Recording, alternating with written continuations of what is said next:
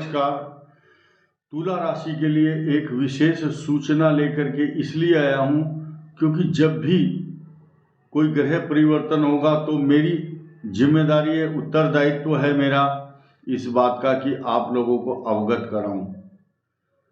अभी इसी माह जनवरी और 13 फरवरी तक विशेष रूप से तुला राशि के लिए चतुर्थ भाव में सूर्य का भी संक्रमण चल रहा है। सूर्य विचरण कर रहे हैं चतुर्थ भाव में। चतुर्थ सूर्य जो होता है घर में अशांति, माता को कष्ट, ऋण, रोग और शत्रु वृद्धि तथा कार्यों में कुछ परेशानियां उत्पन्न कराता है। इसी के साथ साथ एक बहुत महत्वपूर्ण बात और करने जा रहा हूं मैं, जो कई सारे प्रश्नों का उत्तर देगी आपको। अभी वो क्या बात है वो अभी बताता हूं।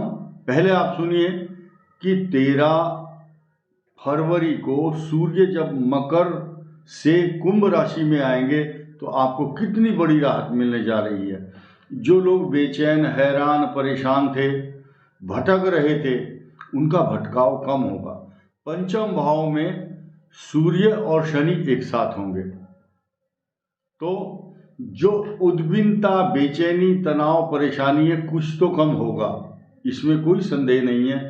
आपके लिए जो यात्राओं के दौर, व्यर्थ का भ्रमण, एक ही सड़क पर कई बार चक्कर लगाना पड़ रहा था या एक ऑफिस के बार बार चक्कर लगाने पड़ रहे हैं, एक ही समस्या को लेकर के तनाव बना हुआ है मन में, वो समाप्त होगी। लेकिन जिस बात की वकालत मैं करना चाहता हूं वो ये है कि दाम्पत्य जीवन को लेकर के कई कमेंट्स, कई परेशानियां, कई शिकायतें अभी भी हैं लोगों की, और वो क्यों है उसका निराकरण मैं बताना चाहता हूं।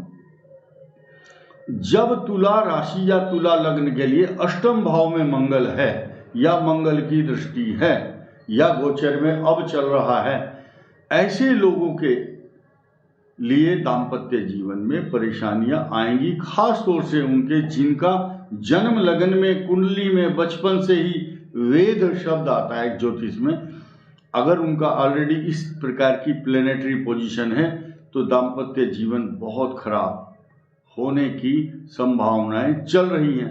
अब ऐसी शिकायत और ऐसे कमेंट्स हम रोज सुनते हैं, लेकिन हम यहाँ बैठ कर के कैसे दूर करेंगे। हम यही परामर्श देंगे कि पॉजिटिव रहो, विवाद नहीं करना, लड़ाई से बचना है, और पूजा पाठ का एक माहौल घर में बनाया जाए ताकि कुछ पूजा पाठ करने से ग्रह शांति हो और मनमुटाव खत्म हो जाए। इसके अलावा आपके कुंडली के अंदर तुला राशि वालों के लिए तुला पर केतु चल रहा है इस समय।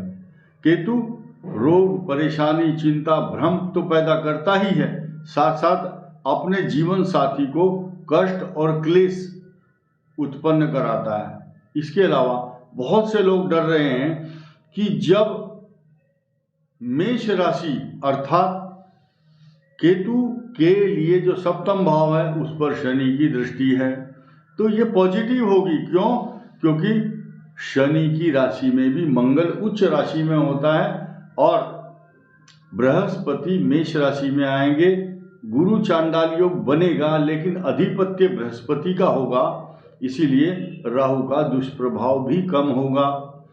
मैंने एक चीज नोट की है, लोग बाग निगेटिव चीज को एकदम खींच करके अपनी जेब में डाल लेते हैं, अपने गले में डाल लेते हैं कि हाँ अब तो ग्रह बहुत खराब आने वाला है, बस पता नहीं क्या होगा।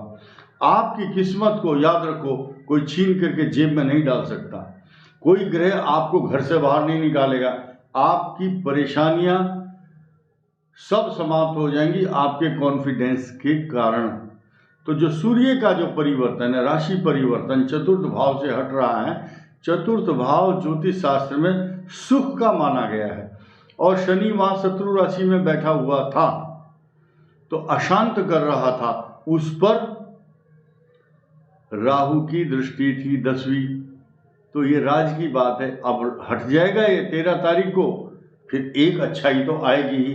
तो देखिए स्टेप बाय स्टेप तुला के लिए कितनी बड़ी राहत मिलने जा रही है। सूर्य हट जाएगा और राहु की दृष्टि सूर्य पर थी, वो भी खत्म होगा।